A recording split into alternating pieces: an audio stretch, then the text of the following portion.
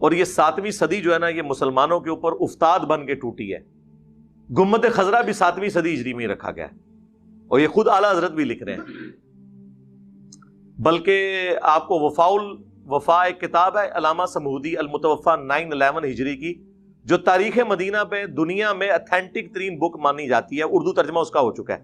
پوری Islamic history ہے مدینے کی, صرف مدینہ شریف کی. 400-500 صفحوں پہ وہ کتاب ہے.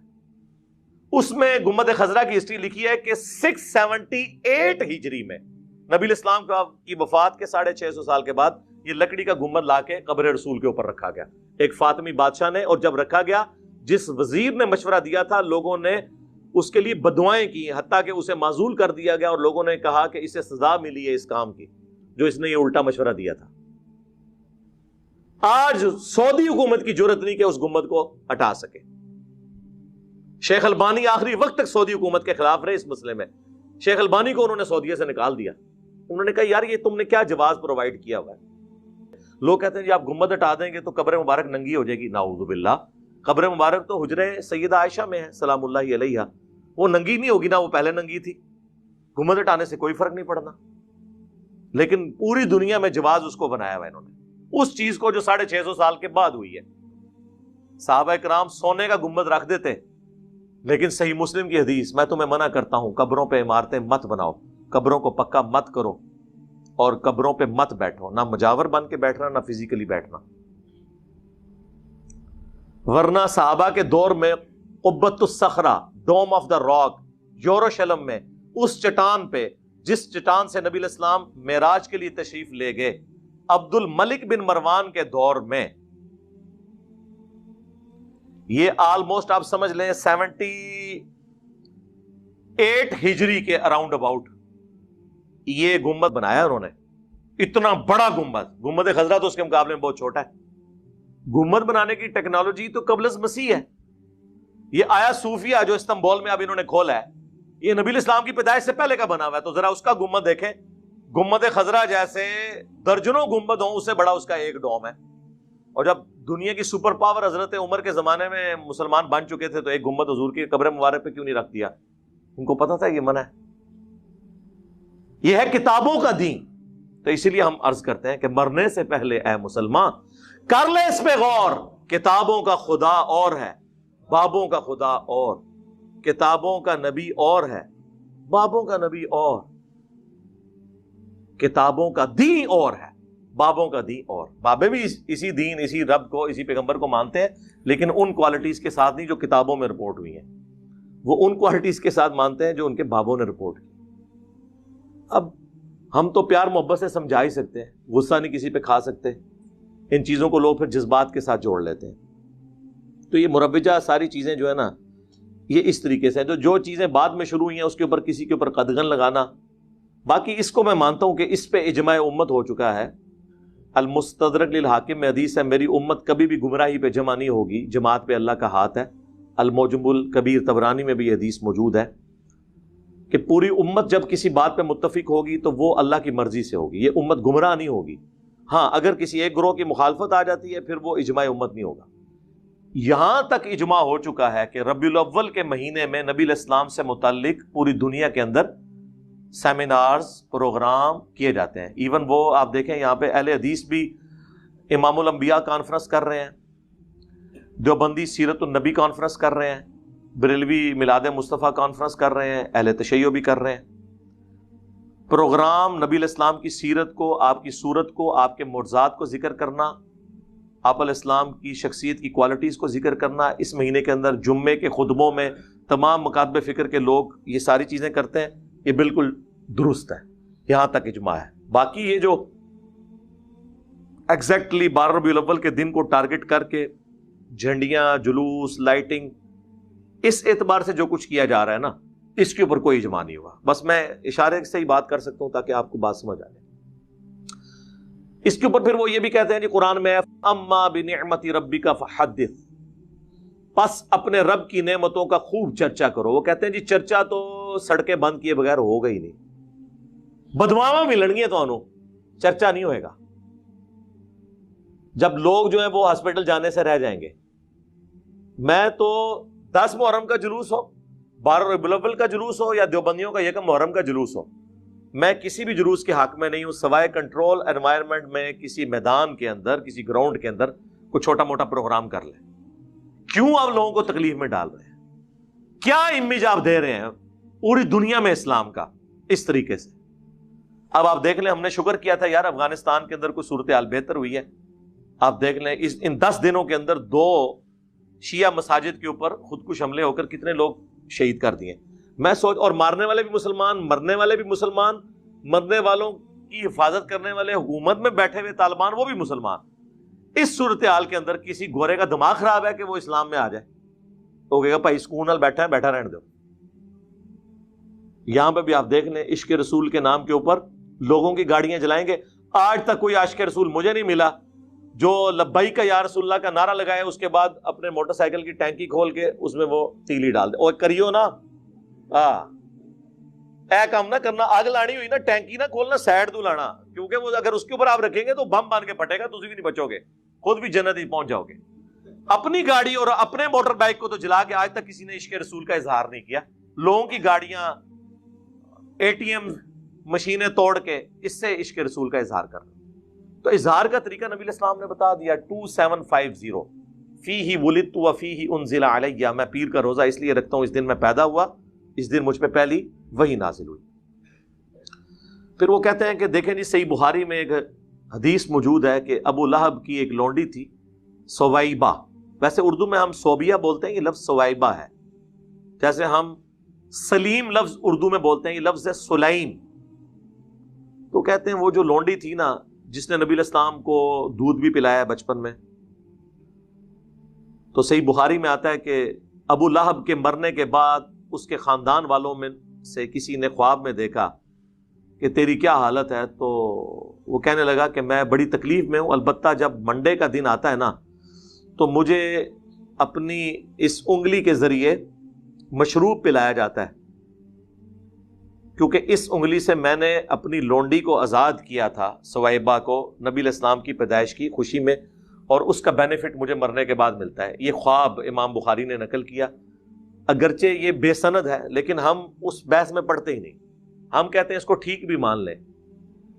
ابو لہب نے نبی علیہ السلام کی خوشی پیغمبر کی حیثیت سے نہیں منائی تھی، اپنے بھتیجے کی حیثیت سے، چونکہ آپ کی شخصیت بہت بڑی ہے، اس کو مرنے کے بعد تھوڑا بہت بینیفٹ مل گیا۔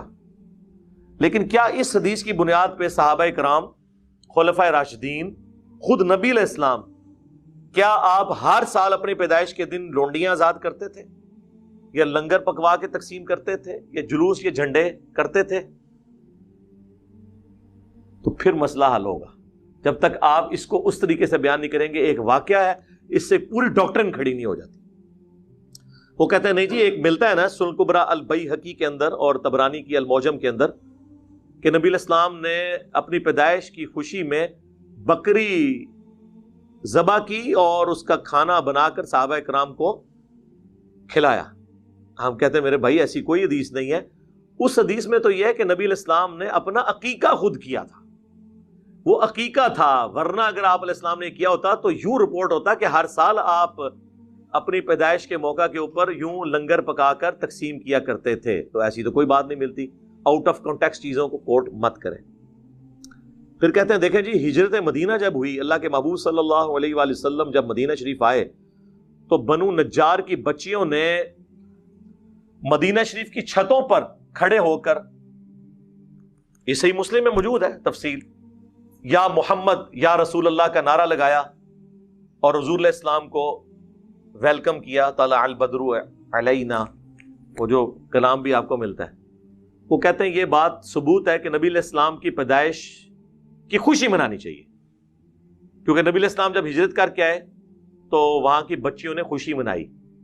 یار وہ تو ایک ایونٹ تھا، اس کو سیلیبریٹ کیا۔ یہ تو نہیں ہے کہ ہر سال جب ہجرت کا دن آتا تھا یا میلاد کا دن آتا تھا تو وہ بچیاں یوں چھتوں پہ چڑھ کے تو یہ پڑھتی تھیں۔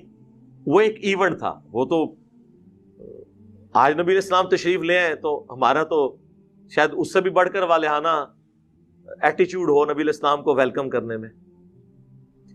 تو یہ آپ معاملات کو دیکھیں، نبی علیہ السلام کی مبارک زندگی کے جو واقعات ہیں ان کو آپ آج کے دور میں اس طریقے سے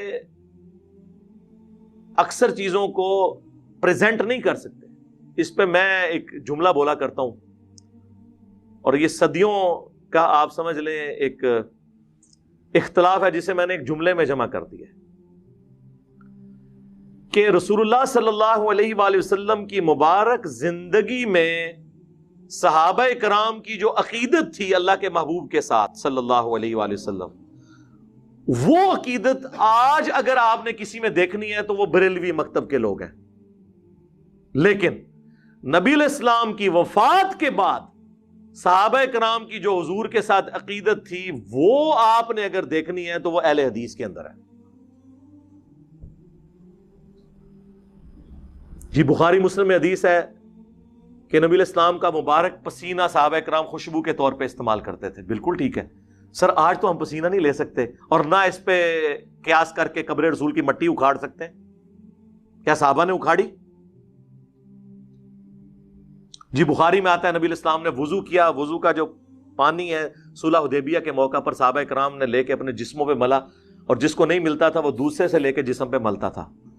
تو یار وضو کا پانی تو آج اویلیبل نہیں ہے. اگر آپ کہیں کہ اب ہم آپ کے بزرگوں کے پسینوں والے ٹیشو پیپر منہ میں ڈالنا شروع کر دیں, جس طرح وہ 2014 کے دھرنوں میں ڈاکٹر تعلق قادری صاحب اپنا پسینہ پوچھ کے مریدین میں بانٹ رہے تھے, اور الیاس قادری صاحب ٹی وی میں آپ دیکھ لیں کہ وہ ساری اور افطاری میں وہ جو بوٹیاں کھاتے تھے اس کی ہڈیاں مریدین میں تقسیم کرتے تھے. اب یہ تو ہم نہیں کر سکتے میرے بھائی.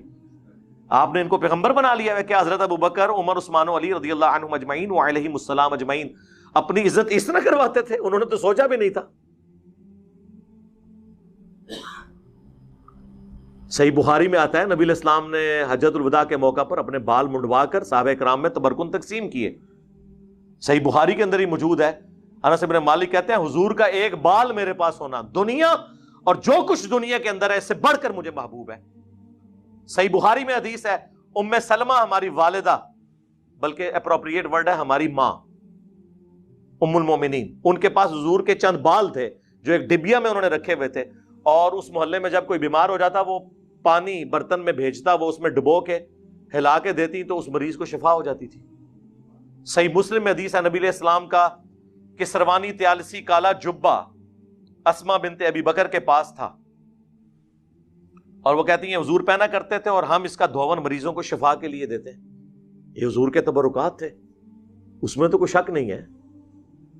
صحابہ کرام, ابو داؤد ترمذی میں حدیث ہے نبی علیہ السلام ایک صحابی کو ملنے گئے تو آپ کو پیاس لگی تو حضور نے کہا میں نے پانی پینا, انہوں نے کہا کہ وہ مشکیزہ ہے, تو حضور علیہ السلام نے اس مشکیزے سے منہ لگا کر کھڑے ہو کر پانی پیا. وہ کہتے ہیں جیسے ہی حضور ہٹے میں نے مشکیزے کا منہ کاٹ کے اپنے پاس رکھ لیا تبرک کے طور پہ کہ اس سے میرے نبی کا منہ لگا ہوا ہے. سر صحابہ کرام نے وہ عقیدت کی ہے جو آپ کو یہ زبانی کلامی یہ جو دعوے کرتے نعرے مارتے لوگ نظر آتے ہیں, لیکن کب کی ہے؟ جب حضور علیہ السلام ان کے سامنے موجود تھے. لیکن جیسے ہی فوت ہوئے ہیں تو آپ کی میت کے اوپر محفل میلاد نہیں ہوئی, آپ کی میت کے اوپر وما ارسلناک الا رحمۃ للعالمین نہیں پڑھا گیا, بلکہ کیا پڑھا گیا؟ سیدنا ابوبکر کا خطبہ 4 جگہ کم از کم بخاری میں ہے, اس سے بھی زیادہ جگہ لیکن ڈیٹیل 4 جگہ. کیا پڑھا؟ اپنی طرف سے اما بعد, یعنی صلاۃ والسلام کے بعد انہوں نے کہا من کان یعبد محمدا فان محمدا قد مات, تم میں سے جو کوئی بھی محمد کی عبادت کرتا تھا جان لے کہ محمد پاکستان میں فوت ہو چکے اور حضرت ابوبکر صدیق کے زمانے میں مر چکے, کیونکہ مات کا ترجمہ فوت تو نہیں ہم کر سکتے, فوت تو خود عربی کا لفظ ہے. وَمَنْ كَانَ يَعْبُدُ اللَّهَ فَإِنَّ اللَّهَ حَيٌّ لَا يَمُوتُ, اور جو کوئی اللہ کی عبادت کرتا ہے یا کرے گا جان لے اللہ کو کبھی موت نہیں آئے گی. صحابہ میں کون رسول اللہ کی عبادت کرتا تھا؟ کوئی نہیں. مجھے بھی لوگ کہتے ہیں نا انجینئر فرضی جملے بول کے ساڑھے بزرگوں نے لتاڑ ہے, تو حضرت بکر صدیق نے فرضی جملہ نہیں بولا, یہ کوئی آیت پڑھی تھی انہوں نے, کوئی حدیث پڑھی تھی, 295 سی لگا دینی تھی آپ لوگوں نے. اور پھر اپنی بات کی دلیل میں انہوں نے آیت پیش کی وما محمد الا رسول قد خلت من قبلہ الرسل افئن مات او قتل, محمد تو نہیں مگر ایک رسول, اگر یہ مر جائیں یا قتل کر دیے جائیں, یعنی پاکستان میں یہ وصال فرما جائیں یا شہید کر دیے جائیں, تو کیا تم دین سے الٹے قدم پھر جاؤ گے؟ اور پھر آپ نے تلاوت کیا انک میت وَإِنَّهُمْ مَيِّتُونَ، اے نبی تمہیں بھی مرنا ہے، تمہارے مخالفین کو بھی مرنا ہے۔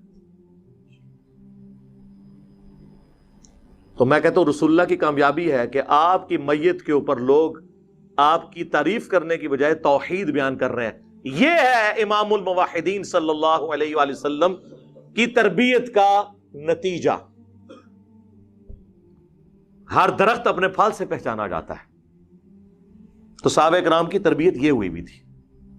اس کے بعد کوئی عرس نہیں منایا، کوئی میلاد نہیں منایا۔ تو آپ اس چیز کو فرق کو سمجھیں۔ نبی علیہ السلام دنیا میں موجود ہوں، ہم ہر مسئلہ حضور کے پاس لے کے جائیں۔ بخاری مسلم میں آتا ہے بارش نہیں ہو رہی، صحابہ کرام حضور سے دعا کرواتے ہیں۔ صحیح بخاری میں آتا ہے ایک صحابی کی پنڈلی ٹوٹ گئی، نبی علیہ السلام نے مبارک ہاتھ پھیرا، وہ صحیح ہو گئی۔ بخاری مسلم میں آتا ہے کہ نبی علیہ السلام صلح حدیبیہ کے موقع پر جب پانی نہیں تھا، آپ کو پیالہ جمع کر کے دیا گیا، آپ نے مبارک انگلیاں اس میں داخل کی، 1500 صحابہ نے وضو کیا، اپنے جانوروں کو پلا لیا، تب بھی بچ گیا۔ اور جابر بن عبداللہ کہتے ہیں ہم 1,00,000 بھی ہوتے نا، پانی اس سے بھی زیادہ تھا۔ حضور کا معجزہ ظاہر ہوا۔ تو آج اگر حضور موجود ہو ہم، اور یہ میرا اپنا عقیدہ نہیں ہے، یہ حضرت عمر کا عقیدہ ہے، 1010 نمبر حدیث صحیح بخاری میں، اِنَّا كُنَّا نَتَوَسَّلُ إِلَيْكَ بِنَبِيِّنَا صلی اللہ علیہ وآلہ وسلم، اے اللہ پہلے ہم تیرے نبی کو تیری بارگاہ میں پیش کیا کرتے تھے توسل کے طور پر، اب ہم تیرے نبی کے چچا کو لے کے آئے ہیں، تو ان کی دعا کی برکت سے بارش نازل فرما، تو بارش نازل ہو جاتی۔ قبر رسول پہ تو نہیں گئے۔ حالانکہ صحیح مسلم میں موجود ہے کہ ایک دفعہ سفر کے دوران جب اسی طریقے سے کھانے پینے کا مسئلہ بنا تو سیدنا عمر نے حضور سے کہا یا رسول اللہ آپ کو ہم تھوڑا سا جمع کر دیتے ہیں، آپ اس پہ برکت کی دعا فرمائیں۔ تو بڑی مشکل سے آدھا پیالہ جمع ہوا، حضور نے اس پہ برکت اپنی مبارک ہاتھ ڈالا تو سب لوگوں کو کفایت کر گیا۔ تو حضرت عمر یہ بھول گئے تھے، قبر رسول پہ جاتے کہتے یا رسول اللہ اپنا ہاتھ باہر نکالیں۔ آپ نے 500 سال بعد تو شیخ احمد رفاعی کے لیے نکالنا ہی ہے۔ شیخ زکریا کاندلوی نے فضائل حج میں نقل کیا، اور فضائل سنت میں الیاس قادری صاحب نے، تو میرے تو گھوڑوں کے قدموں کی خاک کو وہ لوگ نہیں پہنچ سکتے، تو یا رسول اللہ آپ اپنا ہاتھ مبارک باہر نکالیں۔ نا اس زمانے سے عقیدے یہ گلاں نہیں سن ہوندیاں، پرانیاں گلاں، پرانے عقیدے، پرانے بابے تے شاہی کوئی نہیں۔ حضرت عمر کے مقابلے میں، میرے مقابلے میں نہیں، تو حضرت عمر کے لیے تو کوئی نہیں نکلی۔ تو مثالیں تو ہم نے وہاں سے ہی دینے بھائی، حضرت عمر کے لیے اگر ہاتھ نہیں نکلا تو بابے تے شاہی کوئی نہیں، جھوٹے واقعات۔ تو نبی علیہ السلام کی مبارک زندگی میں آپ کے ساتھ جو معاملات تھے وہ وفات کے بعد اس طریقے سے نہیں ہو سکتے، ورنہ تو میں نے کئی دفعہ کہا ہے کہ آپ لوگ جنے بنو، اکد مولوی دی لت پنو، روزہ شریف پہ ہم اسے لے جاتے ہیں، ٹھیک کروائیں۔ اور یار جب سقیفہ بنی ساعدہ کا ایشو ہوا، بخاری مسلم میں آتا ہے نبی علیہ السلام کی وفات کے بعد 6 مہینے تک مولا علی نے سیدنا ابوبکر کی بیعت نہیں کی۔ اس دوران کسی کو یہ وہم بھی نہیں آیا کہ جا کے قبر رسول سے جا کے پوچھ لیتے ہیں کہ آپ کا خلیفہ کون ہے آپ کے بعد۔ اس زمانے میں عقیدے نہیں ہوتے تھے۔ اما عائشہ 47 ایئرز تک رہی ہیں حجرہ عائشہ میں، کبھی انہوں نے دعویٰ نہیں کیا کہ میری حضور سے ملاقات ہوئی ہے، میں نے آپ کو فزیکلی دیکھ لیا۔ حتیٰ کہ جب جمل کے لیے نکلی ہیں اس وقت نہیں حضور نے کوئی آواز دی کہ عائشہ نہ جاؤ، وہ تو ہو پہ جا کے کتے جب بھونکے ہیں تو پھر آپ کو یہ ریئلائز ہوا کہ یہ تو غلط ہو گیا کام، ورنہ تو حضور نے تو نہیں روکا۔ اس زمانے میں عقیدے ہوتے ہی نہیں تھے میرے بھائی، یہ چیزیں ایگزسٹ ہی نہیں کرتی تھیں، یہ سب کہانیاں انہوں نے بنائی ہوئی ہیں۔ اب نہیں بنے گی اللہ کے فضل سے، کیونکہ اب تو میڈیا کا دور ہے۔